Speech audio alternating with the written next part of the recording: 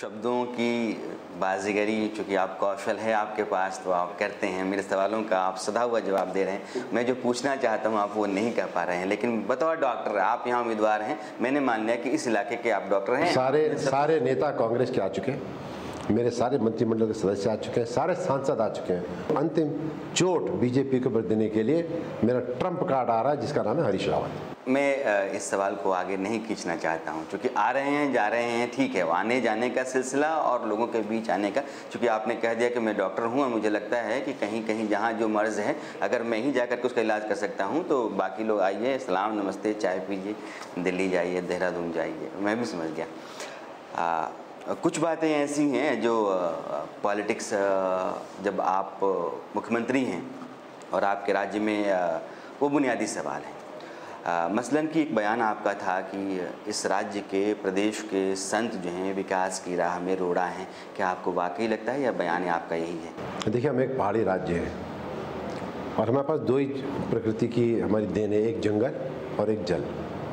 जंगल हम छू नहीं सकते, तमाम फॉरेस्ट कंजर्वेशन एक्ट है, सुप्रीम कोर्ट के बहुत निर्देश है, हम उसमें पाइपलाइन तक नहीं बिछा सकते और हम उसका रखरखाव करते हैं। जल, अब अगर हम जल से विद्युत नहीं पैदा करेंगे तो ये राज्य तो फिर हम लालटेन के एरा में चले जाएंगे। हिमाचल बिजली बेच रहा है, उत्तराखंड बिजली खरीद रहा है। आज 150 मेगावाट की शॉर्टेज है, मैंने 650 करोड़ रुपए बिजली खरीदने में खर्च किए हैं। जो राज्य 30,000 मेगावाट बिजली पैदा कर सकता है, अगर वो राज्य 600 करोड़ रुपये की बिजली खरीदेगा 2.5 महीने में, तो यहाँ की तो अर्थव्यवस्था चरमरा जाएगी, अंधकार हो जाएगा। संत महात्माओं का मैं बहुत सम्मान करता हूँ, ब्रह्म पंडित आदमी हूँ, गंगा की पूजा करता हूँ, लेकिन प्रश्न ये है कि गंगा चाहे यमुना हो चाहे कोई नदी हो, जितनी नदी हिमालय में बह रही सब पूजनीय है। ब्रह्मपुत्र है, सिंधु है। मेरा ख्याल से अनुरोध है कि आप अगर पर्यावरण के दृष्टिकोण से कोई परियोजना बंद करनी है आप बंद कर दो, नो प्रॉब्लम।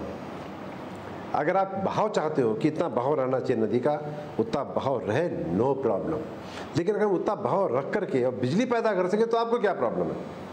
गंगा का कितना प्रवाह है विशेषज्ञ तय करते हैं, किसी नदी का कितना प्रवाह है आप तय कर दीजिए, अलकनंदा का, भागीरथी का। आपको ये लगता है ना कि अलकनंदा प्रोजेक्ट जो है उस पर जितना बहाव होना चाहिए अलकनंदा में वो रहेगा और उसके बाद भी बिजली परियोजना चल सकती है और रहनी चाहिए। और यदि किसी माह में, मानो दिसंबर में लीन मंथ है, हम पानी उतना नहीं दे सकते, हम बिजली नहीं बनाएंगे, 600 के बजाय 400 मेगावाट बनाएंगे। लेकिन जब जल उपलब्ध है और हम बिजली पैदा कर सकते हैं, तब भावना की वजह से कि गंगा पे बिजली नहीं बने, ये आज आधुनिक युग में ये जो महात्माओं का जो ये स्टैंड है, उस पे मेरा उनसे टकराव तो नहीं है, लेकिन मतभेद है। और मैं उनसे खाली इतना अनुरोध करता हूँ कि हम आपका सम्मान करते हैं, आप उत्तराखंड के विकास में थोड़ा सा बाधक मत बनिए, बीच का रास्ता निकालिए। और मुझे पूरा उम्मीद है कि प्राइम मिनिस्टर जो हमारी गंगा बेसिन अथॉरिटी है उसमें निर्णय ऐसा नहीं होगा जिसमें कि ऐसा होगा संत भी खुश, हम भी खुश।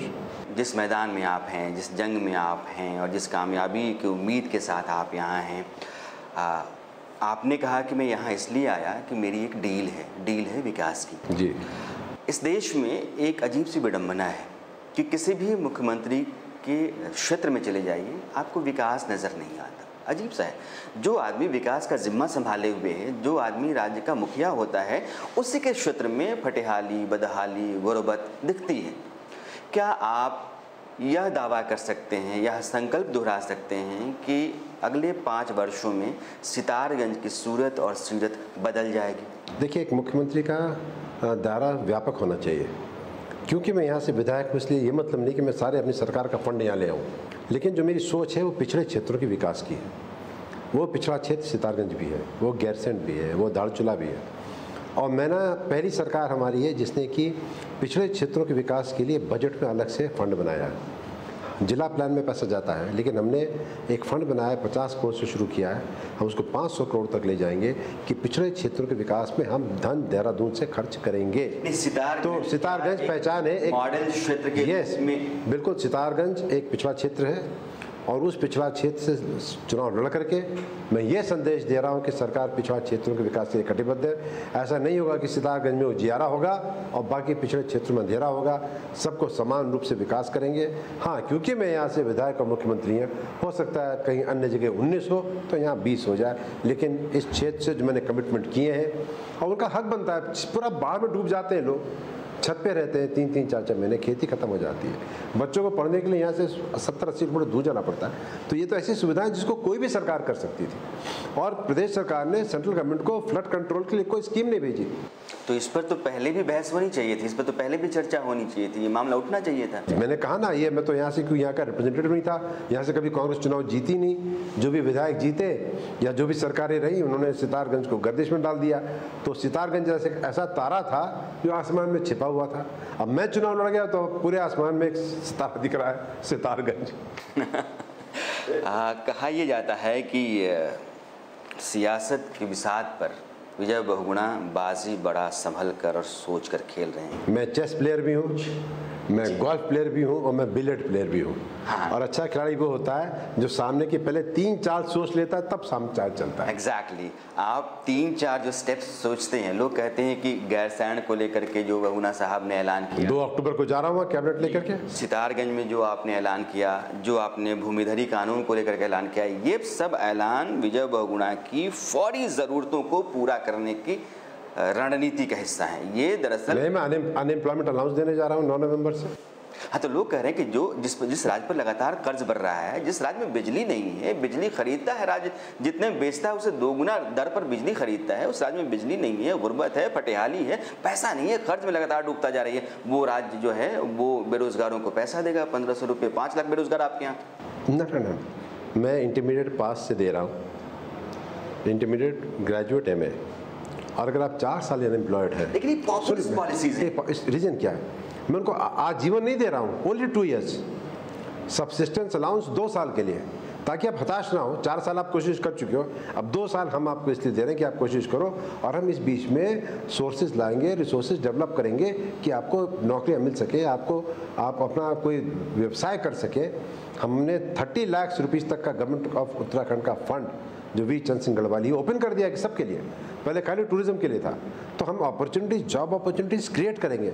मैं पॉलिटेक्निक्स, ITIs खोलने जा रहा हूँ, पिछड़े क्षेत्रों में खोलने जा रहा हूँ। एजुकेशन पे मेरा थ्रस्ट है। इंडस्ट्री आती है यहाँ, लेकिन हमारे लोगों को स्किल लेबर नहीं है। हमारे पास ह्यूमन रिसोर्स है लेकिन स्किल लेबर नहीं है। तो अगर हम स्किल लेबर दे दें, इनको थोड़ा सा सिखा दें, तो ये यहीं ऑब्जॉर्व हो जाएंगे। और 2 ईयर्स के लिए सब्सिस्टेंस अलाउंस है, और it will cost me about 130 crore. विधायकों की निधि कितनी है?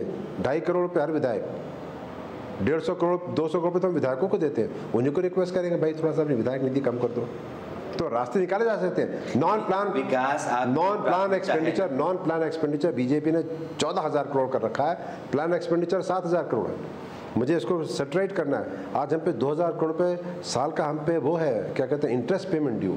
हमारा इंटरेस्ट बढ़ गए, हमारे लोन्स बढ़ गए।